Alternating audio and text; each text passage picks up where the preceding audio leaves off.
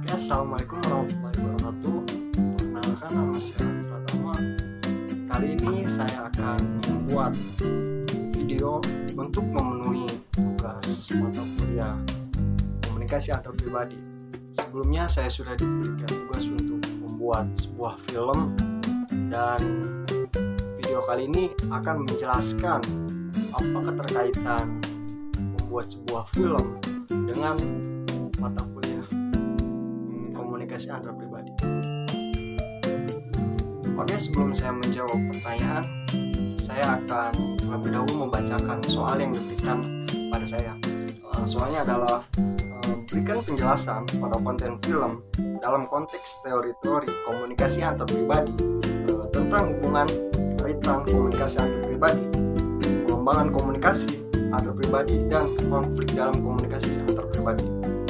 Oke, sebelum kita masuk ke sesi penjawaban pertanyaan, sekarang kita akan kali ini saya akan membahas teori-teori yang ada kaitannya dengan proses kegiatan pembuatan film. Yang pertama ada teori interaksi simbolik, dan yang kedua ada teori produksi pesan. Teori interaksi simbolik ini lebih bagaimana seseorang menggambarkan dirinya agar bisa bekerja sama dengan orang lain. Teori ini terkandung dalam kegiatan yang kemarin. Contohnya, ketika para pemain sedang berakting, mereka akan saling bekerja sama supaya mereka bisa memaksimalkan mereka. Yang kedua ada teori produksi pesan. Teori ini bagaimana cara seseorang mengeluarkan ide yang ada di dalam pikirannya untuk mengutarakan idenya terhadap orang lain. Misalkan ada seorang kru yang memiliki ide untuk mengambil gambar yang lebih baik atau mengambil adegan yang lebih bagus.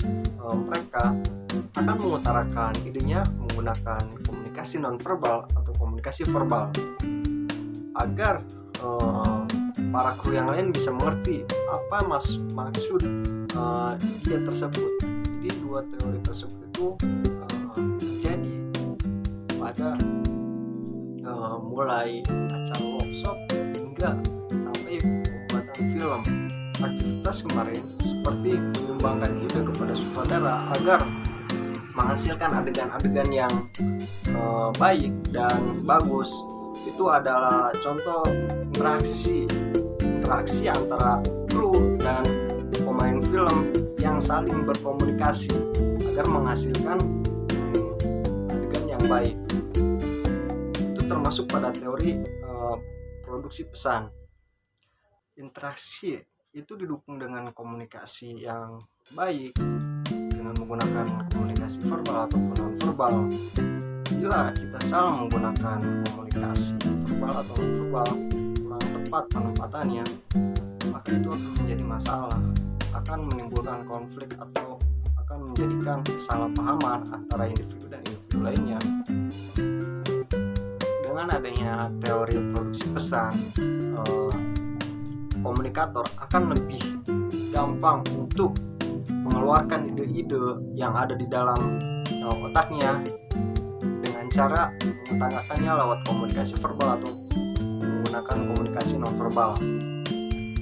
Dengan adanya komunikasi yang baik dan efisien dan kerjasama antara tim sutradara, para pemain, dan produser, dalam satu tim ini akan terjadi pengembangan komunikasi antar pribadi yang tadinya para tim tidak hanya sebatas mengenal saja, dan dengan adanya kerjasama tim, dengan adanya komunikasi yang baik, dengan adanya ruang untuk berbicara,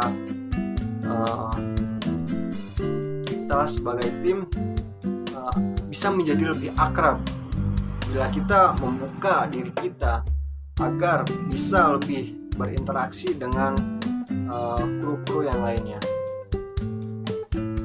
berkaitan dengan psikologi komunikasi dengan adanya orientasi dan pertukaran informasi ya antar sesama kru dan pertukaran yang stabil.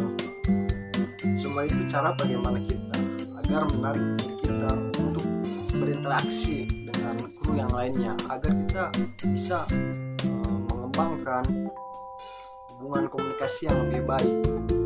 Dengan begitu kita akan menjalin komunikasi dengan sesama kru akan berjalan dengan baik. Di dalam pengembangan komunikasi antar pribadi tidak selamanya hubungan komunikasi itu baik-baik saja. Ada kalanya terjadi konflik antara para pemain dan para kru dan individu-individu lainnya. Biasanya konflik ini terjadi karena ada kesalahpahaman antara individu satu dan individu yang lainnya. Bila konflik ini terjadi pada hubungan interpersonal, ini akan berdampak serius pada hubungan antar pribadi individu yang terlibat dalam konflik ini.